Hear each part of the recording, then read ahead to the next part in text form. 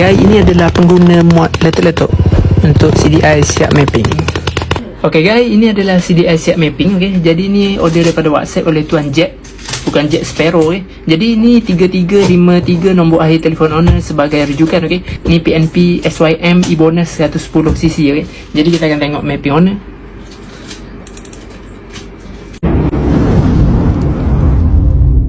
On kan, reading data. Mod 1 adalah mod highway.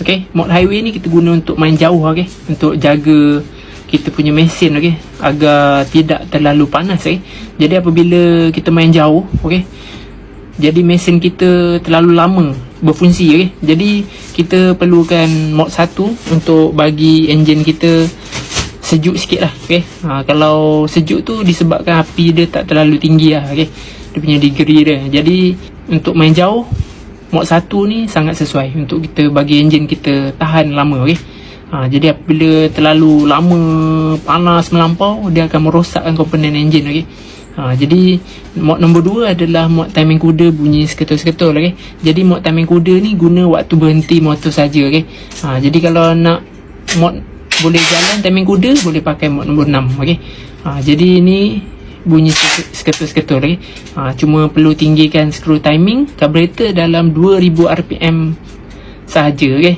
jadi macam mana kita nak tahu RPM tu? Pakai je meter digital. Okay, meter digital RPM tu boleh. Ataupun kalau tak ada meter digital RPM tu, boleh guna pakai telinga. Okay, indikator sebagai petunjuk kita. Jadi kita dengar kan, dia naik kan, kita tekan mod nombor 2 putu tinggi kan, sampai ada bunyi timing kuda. Jadi macam tu. Okay, jadi mod nombor 3 adalah mod laptop api low. Okay,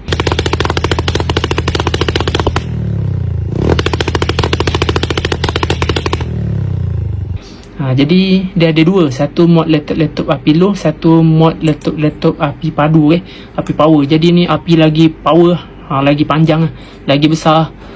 Yang nombor 3 ni santai. Okay, jadi pastikan pakai mod laptop ni tak terlalu lama lah, untuk elak daripada gasket terbakar. Sekejap tak ada masalah. Okay, bawa jalan pun boleh, tak ada masalah. Nak main laptop waktu jalan pun boleh, tapi slow lah untuk mod nombor 3 ni. Okay, jadi mod nombor 4 adalah sebuah helikopter.